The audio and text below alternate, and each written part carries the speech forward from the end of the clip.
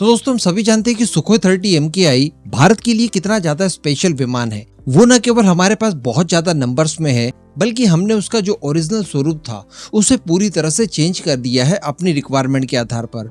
और आज की परिस्थिति में वो भारत के लिए सब कुछ है। यानी भारतीय वायुसेना की जो प्रमुख ताकत है वो हर हाल में Su-30 MKI होगा। हमें हमारी जीत सुनिश्चित करने के लिए सुखोई 30 MKI के ऊपर ही विश्वास करके रखना होगा। अब दोस्तों सुखोई 30 MKI वैसे तो रशियन प्लेटफॉर्म है और इसके लिए डेफिनेटली शुरुआत में हम लोग ऐसे ही प्लान रखे थे कि रशिया के ऊपर निर्भर हो जाएंगे। जब पहली बार एयर लॉन्च ब्रह्मोस इस लायक तैयार हो गई कि उसका इंटीग्रेशन अब हम लोग हमारे सुखोई 30 MKI में करवाएं, इसके लिए भी सबसे पहले हम लोगों ने रशिया का ही दरवाजा नॉक किया। लेकिन दोस्तों अच्छा ये रहा कि पहले ही मामले में रशिया की तरफ से हमें हमारी उम्मीदों के हिसाब से जवाब नहीं मिला और रशियन मैन्युफैक्चरर्स द्वारा काफी ज्यादा चार्ज इसके लिए मांगा गया। यानी ब्रह्मोस इंटीग्रेशन करके तो वो हमें देंगे, लेकिन इसके लिए जो उनकी तरफ से चार्जेस बताए गए वो बहुत ज्यादा थे, बजट से बाहर थे। और यही सारा कारण रहा कि इसके बाद भारतीय HAL द्वारा कहा गया कि नहीं, अब हम ब्रह्मोस मिसाइल का इंटीग्रेशन खुद ही कर लेंगे और इसमें रशियन कंपनीज की जरूरत पड़ने ही नहीं देंगे। उनसे एक फॉर्मली परमिशन ले ली जाएगी, उसके बाद सारा कुछ काम हम खुद करके देंगे। और एक्चुअली ऐसा हुआ भी। HAL के इंजीनियर्स के द्वारा ही सुखोई 30 MKI के अंदर ब्रह्मोस मिसाइलों का इंटीग्रेशन कर दिया गया और शुरुआती तौर पर कुल 40 फाइटर जेट को चयनित किया गया जिनके अंदर इनका इंटीग्रेशन किया गया। अब यहाँ पर एक्सपर्टीज हमारे पास थी क्योंकि हम लोगों ने इसे लाइसेंस वेरिएंट पर बनाया था और इसकी काफी कुछ टेक्नोलॉजी हम लोगों ने कॉन्ट्रैक्ट के जरिए हासिल कर भी ली थी। लेकिन ब्रह्मोस के इंटीग्रेशन के बाद जो हमारा हौसला बढ़ा वो आज तक रुकने के लिए तैयार नहीं है। और हम सभी जानते हैं कि अब हम लोग किस लेवल का इसमें मॉडिफिकेशन कर चुके हैं और आज की परिस्थिति में ये मॉडर्न वॉरफेयर को लड़ने के लिए भी सक्षम है। इसका पूरा एवियोनिक्स चेंज कर चुके हैं, इंजन के ऊपर काम किया जा रहा है। इसके वेपन पैकेज की बात की जाए तो भाई भारत का कोई भी ऐसा वेपन नहीं है एयर लॉन्च जो इसके अंदर इंटीग्रेट ना किया जा सके। अल्टीमेटली हम लोगों ने इस विमान को एक बॉम्बर में कन्वर्ट कर दिया है, लेकिन यहीं पर हम लोग हार नहीं मानने जा रहे हैं।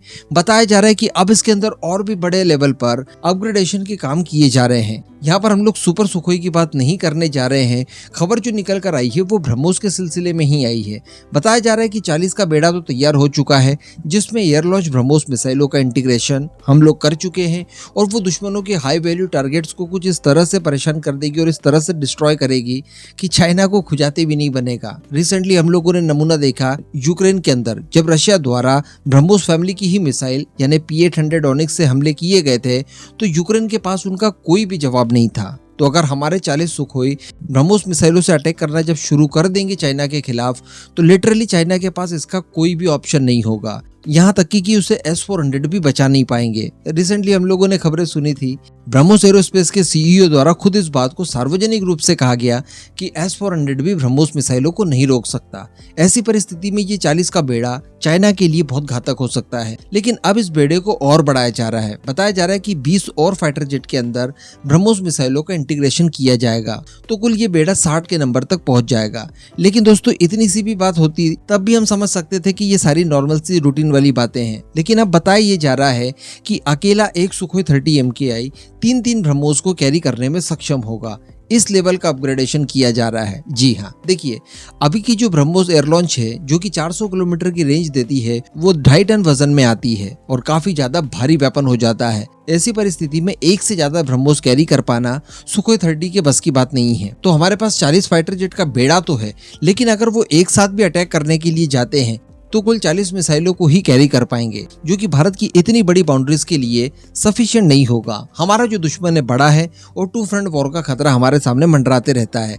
ऐसी परिस्थिति में हमें ये चाहिए कि ब्रह्मोस मिसाइलों का इस्तेमाल करने के लिए और प्लेटफॉर्म्स को बढ़ाया जाए। अब अगर मौजूदा परिस्थितियां देखी जाए तो मौजूदा जो ब्रह्मोस एयर लॉन्च मिसाइल है उसे Su-30 के अलावा अन्य कोई फाइटर जेट अपने साथ कैरी कर भी नहीं सकता। लेकिन यहाँ पर हमारी परेशानियों को सॉल्व कर देती है ब्रह्मोस NG मिसाइल।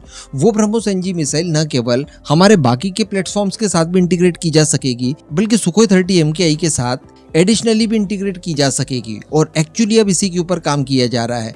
बताया ये जा रहा है कि हर फाइटर जेट में एक ब्रह्मोस A तो होगी ही होगी जो 400 किलोमीटर की रेंज आपको देगी, लेकिन इसी के साथ साथ एडिशनली आप 2 ब्रह्मोस NG मिसाइलों को भी इंटीग्रेट कर पाएंगे जो कि आपको 290 किलोमीटर के आसपास रेंज देगी, लेकिन स्पीड जो होगी वो 3.5 मैक की होगी, 3.5 मैक की। तो कहने का मतलब अब हमारा प्रत्येक Su-30 MKI तीन ब्रह्मोस मिसाइलों को एक साथ कैरी करने में सक्षम होगा। इन्हीं सब को लेकर अब प्रयास शुरू कर दिए गए हैं और बेड़ा भी जो 40 सुखोई का था अब उसे बढ़ाकर 60 तक पहुंचा दिया जाएगा। तो 60 Su-30 MKI के अंदर तीन ब्रह्मोस ईच फाइटर जेट के हिसाब से आप काउंट कर लीजिए, इतनी सारी ब्रह्मोस मिसाइलों को हम लोग एक साथ लॉन्च कर पाएंगे। ये कैपेबिलिटी अब हमारे पास आने वाली है, यानी लगभग एक ही समय में हम लोग 180 ब्रह्मोस मिसाइलें दाग पाएंगे दुश्मनों के ऊपर। तो सोचिए उनके हाई वैल्यू टारगेट्स जो इसकी रेंज में आएंगे उनका हश्र क्या होगा। और इसकी एक्यूरेसी हम सभी जानते हैं कि पिन पॉइंट एक्यूरेसी के साथ अटैक करने में सक्षम है, कोई बीच में रोक नहीं सकता और एक अच्छी खासी सेफ डिस्टेंस हमको मिलने जा रही है। और इसके अतिरिक्त जो बाकी के हमारे प्लेटफॉर्म्स तैयार हो रहे हैं और वो भी ब्रह्मोस को कैरी कर पाएंगे, तो अल्टीमेटली जो हमारी भारतीय वायुसेना की फायर पावर है वो कई गुना और बढ़ जाएगी। यहाँ पर आपके मन में ये डाउट जरूर होगा कि ठीक है ऐसा तो हो ही जाएगा, लेकिन ब्रह्मोस NG आएगी कब?